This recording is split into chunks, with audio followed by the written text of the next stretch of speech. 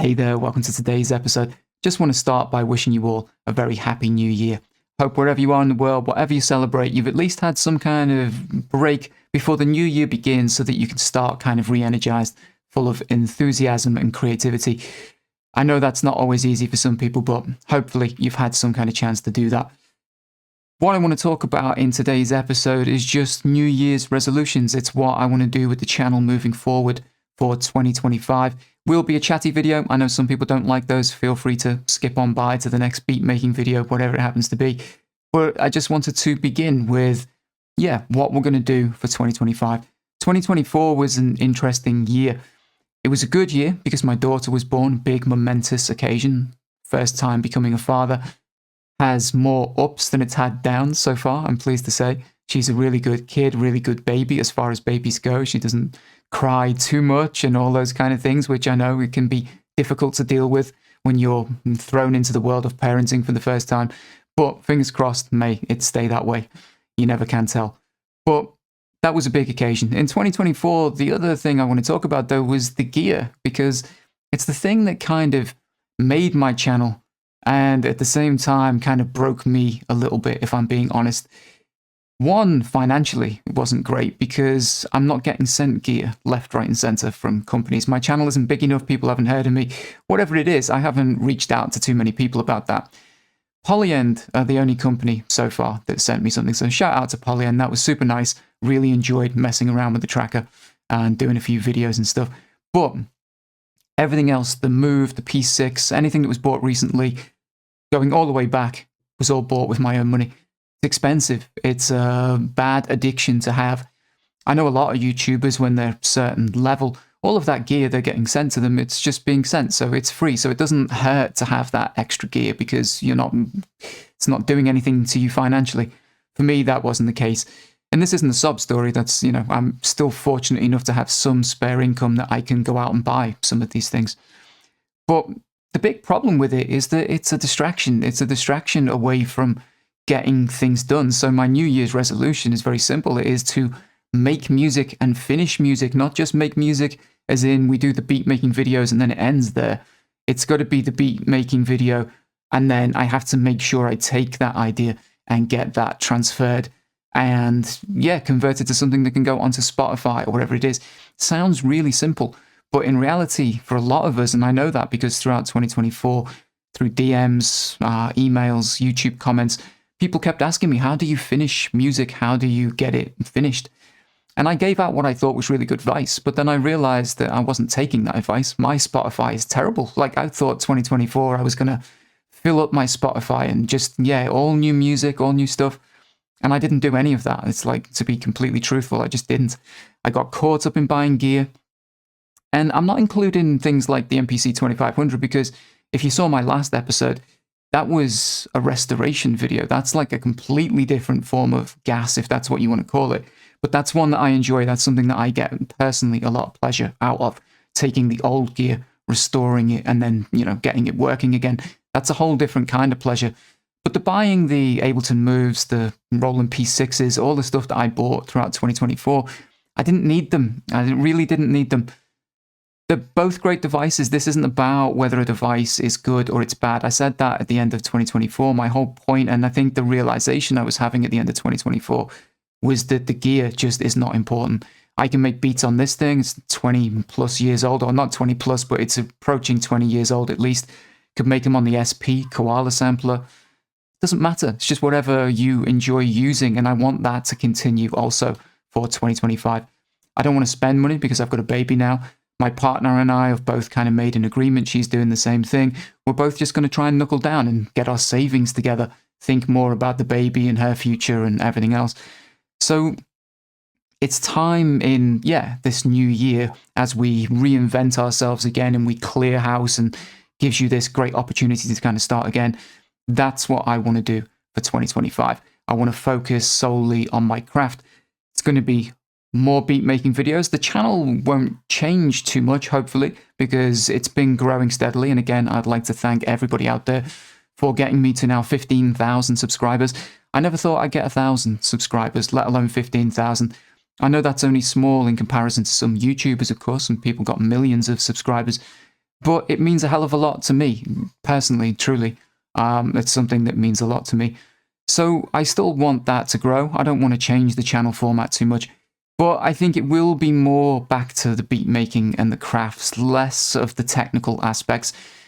If I'm doing a video, and it's a narrated video, because there'll be more raw beats. I know a few people have asked me why raw beats has stopped. It hasn't stopped. I just need to take a break because every once in a while you just get bored of doing the same thing.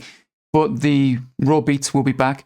Most of the raw beats don't have me chatting over the top because I know some people don't like chatty videos. But yeah, that's gonna continue. But if I am talking and we're narrating and doing something to a video, I'm always gonna explain the process and tell you what I'm doing, because at least, of course, then you can learn something, hopefully. And, you know, you guys feed me stuff back in the comments that helps me grow, because I'm reading the tips and tricks that you're giving me. I can try them and then I can share them, and it just keeps this like snowball rolling round. But yeah, that's kind of really all I want to say. Final thing is just what is the future for the channel. Couple of things really. Nothing, as I've just explained, nothing's going to change too much. But one thing that I am going to do is I'm going to go back to the idea of a membership. I tried that in 2024 with Patreon, and a couple of problems. One was that I think I started it too early, and maybe it is still too early even now for memberships, but I'm going to start offering it anyway. The other part of it was that I felt like I had to overcommit to that. I can't even remember what I was charging per month. It wasn't a huge amount of money. Maybe, I can't remember if the top tier was 12 quid or something, whatever it was. But for that, I felt like I had to give you good value. Of course, that's what somebody who's offering you a membership should be doing. The big problem was that I had a baby. I've got a day job trying to do YouTube. And then I had all of this commitment on top of just doing the typical YouTube content, because I didn't want to stop giving content to people that don't become a member, because that seems selfish. So I took on more than I could finish, bit off more than I could chew, whatever the expression is you want to use. I was trying to do, too much so that I felt like I was giving you the value. What I'm going to do is I'm going to just do YouTube memberships, and I'm going to keep it very small. I haven't decided on the price yet. It's either £5 or £6.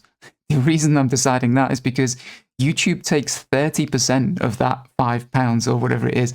And ideally, for a membership and for what I want out of it, I'd like £5 for myself. So whatever the price has to be in order for me to take £5 out of it is roughly what I'm thinking at this moment in time.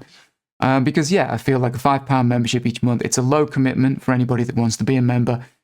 It's low commitment for me because I don't have to offer quite as much, or at least certainly not so much that it's going to put me off getting it done.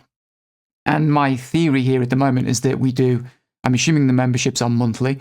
So for the month, I will release something every week for the members across the 4 weeks in the month. And that could be some downloads, just some, extra samples to play with. Obviously, behind the scenes content, more videos. A big part of it, what I'm thinking of doing, is the longer format videos. Not all of them, because I still want to, submit a certain amount of those to my standard YouTube followers. But if you become a member, there might be extra long format videos where they're less edited or completely unedited sessions. And what I'll do is I'll post an edited version for YouTube, and then the subscribers, the members, can see the longer full version where we dive further and you'll get to see every aspect of the beat making process or whatever. Still trying to work it out, but that's my thought. Other than that, as I said, the content will remain the same, but adding memberships in, I know kind of roughly what I want to do with the artwork now. I've been working that out for a little while. There'll be a video coming that just talks about my journey as a visual artist, because that is something that still goes hand in hand with the music. And I think I'm going to start with that so that as I introduce art into the channel, it makes more sense, because you'll be able to see kind of my journey so far as a visual artist, a painter, graphic designer. I've done all kinds of stuff. Hopefully that'll be something you guys are interested in as well. But really not big changes, just more focused on the craft. And I hope you guys feel kind of the same. Try not to let yourselves get too bogged down in the gear this year. It really doesn't matter. You can do the same thing on most of these devices. If I put Koala Sampler, my MPCs, and the SP along in a line, and I take the same sample and put it into all of them, I can chop it up and I can add beats and drums and do the same stuff in all of exactly the same way. It's just something, of course, these are companies. They are trying to sell us products. They're businesses. They want to give you something every other week. And let's face it, in 2024 was the year of the Groovebox, the standalone Groovebox. It was happening before, of course, but it felt like with the Move and the P6 and anything else that came out, all the new Electron Mark II versions and everything else, we were really inundated with products that we could buy. And I'm not sure that's going to slow down anytime soon. I'm sure Teenage Engineering threw something into the ring as well. But yeah, I'm going to sign off there. Just wanted to, as I say, wish you all a very happy new year. Hope 2025 is a good and productive year for you all. Stay tuned, and I'll see you guys in the next episode. Take care.